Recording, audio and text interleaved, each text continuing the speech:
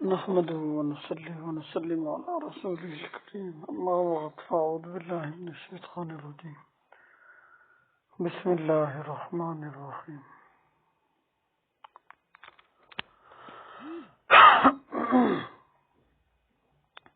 بعض لوگ دو باتوں کو بہت ہی سختی کے ساتھ، بہت شد و مد اور نہایت تعصب کے ساتھ منع کرتے ہیں، رد کرتے ہیں، ان لوگوں کو ڈسکریج کرتے ہیں، حوصلہ شکنی کرتے ہیں، مثلا صوفیاء کی، یا جو کسی کے ہاتھ پہ بیعت ہو، یا جو بھی کسی بھی دعوتی یا تبلیغی تحریک میں، جماعت میں، یا ایسے کسی بھی منصوبے کا حصہ ہو، تو لوگ اس کو بہت برا سمجھتے ہیں، اس کی ذاتیات کو اچھالنے کی کوشش کرتے ہیں کہ لو جی ان کے معاملات گھریلو دیکھیں کیسے ہیں، ان کے احوال دیکھیں کیسے ہیں، یہ کیا ہیں، کیسے ہیں، کیوں ہیں، یہ باتیں ہر بندہ کرتا ہے، اور مطلب اس کا واضح ہوتا ہے کہ جی بحث برائے بحث،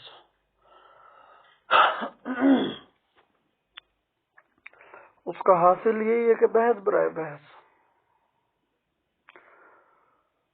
صوفیاء کی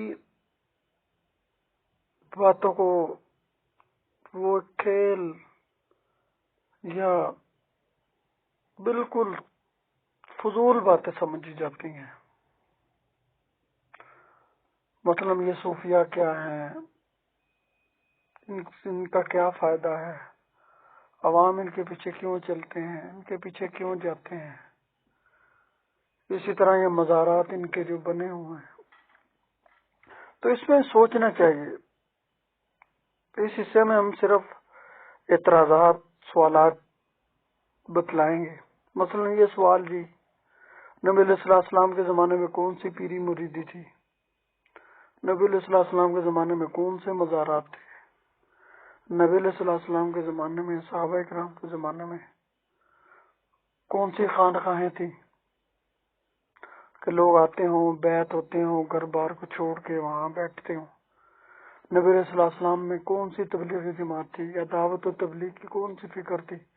کہ لوگ اپنے گھروں سے کو چھوڑ کر دوسرے شہروں یا علاقوں میں جا کے لوگوں کو دعوت دیں، یا تبلیغ کریں، یا نصیحت کریں، یا ان کو دین کی باتیں بتلائیں، یا دین کی طرف ان کو بلائیں، یا ان کو اس بات کی طرف متوجہ کریں کہ لو جی ہم مسلمان ہیں اور ہمارے پر اللہ رسول کی طرف سے کچھ حقوق ہیں۔ یہ کون سی تحریک نبی علیہ السلام، صحابہ، تابعین، تبع تابعین کے زمانے میں تھی؟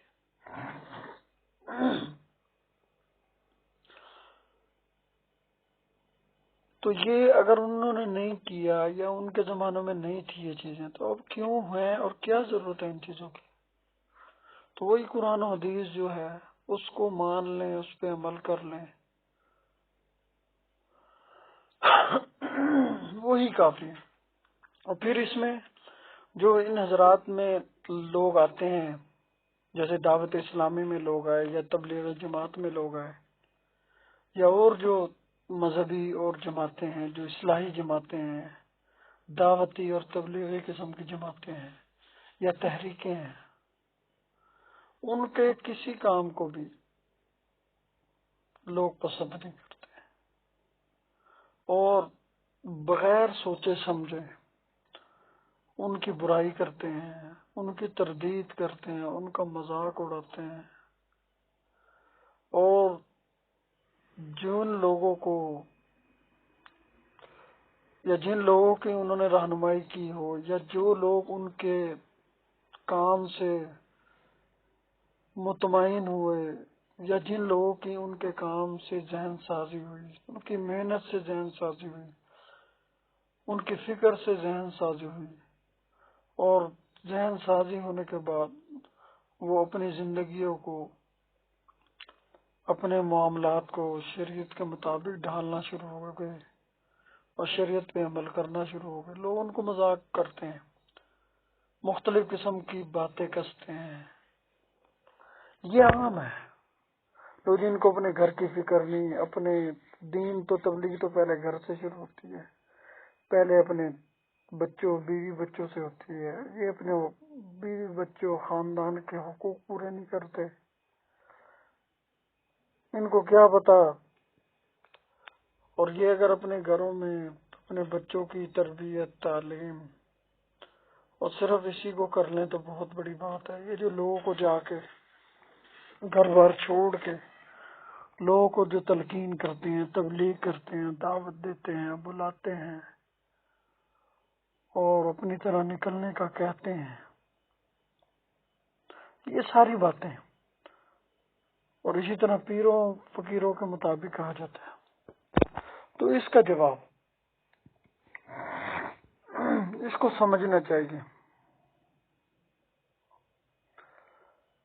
ایک تو پیری مردی ہے اصلی شرعی، ایک پوری مردی ہے اصلی شرعی، اور ایک طرز اور طریقہ وہ ہے جو شریعت کے مطابق ہے دعوت و تبلیغ کا، کہ شریعت کا مقصد کیا ہے، شریعت کیا کہتی ہے، لوگوں کو بلانا، سمجھانا، ان کی ذہن سازی کرنا۔ اور ایک ہے غیر شرعی طریقہ، ایک ہے اسلامی طریقہ، ایک ہے غیر اسلامی طریقہ۔ ایک ہے پیر مریدی، وہ چرسی بھنگی لوگ ہیں، چرسیں نشے چل رہے ہیں، اسی طرح ڈھول ڈمکا ہو رہا ہے جی، وہاں اور جو خرافات ہیں وہ ہو رہی ہیں، اور اس کو پیری مریدی کا نام دے دیا جائے، یا جادو ٹونے کو پیری مریدی کا نام دے دیا، تویز وغیرہ کو، یا ایسی ایسی حرکتوں کو جو سرے سے قرآن و سنت میں موجود ہی نہیں، جن کی قرآن و سنت میں اجازت ہی نہیں، ان باتوں کو تو مسترد کرنا چاہیے، ان لوگوں کو بھی ڈسکریج کرنا چاہیے، حوصلہ شکنی کرنی چاہیے ان کی۔ لیکن جو لوگ صحیح طریقے سے اسلام کے مطابق پورے حقوق کو ملحوظ رکھے پیری مریدی کرتے ہیں، اور ان کی اصلاح بھی ہوتی ہے، ان میں تبدیلی بھی آتی ہے۔ وہ پہلے کوئی شرابی تھا، کوئی زانی تھا، کوئی چور تھا، کوئی معاملات کا بڑا ہی خراب تھا، نماز روزے حج زکوٰۃ کا اسے نہیں پتا ہوتا، بیوی بچوں کے حقوق تربیت کا نہیں پتا تھا، لوگوں سے معاملات کا نہیں پتا تھا، لیکن جب وہ تبلیغ میں لگا یا وہ کسی کی پیری مریدی میں گیا تو اس کو اپنے ماں باپ کے حقوق، ادب آداب کا پتہ چلا، محلے والوں کے حقوق آداب کا، مسلمانوں کے معاملات اس کے درست ہو گئے، وہ نماز روزے حج زکوٰۃ کا پابند ہو گیا، اس کی وضع قطع لباس پوشاک میں تبدیلی آ گئی، اس کے کھانے پینے اٹھنے بیٹھنے میں فرق آ گیا۔ تو اس کا مطلب کہ اس کی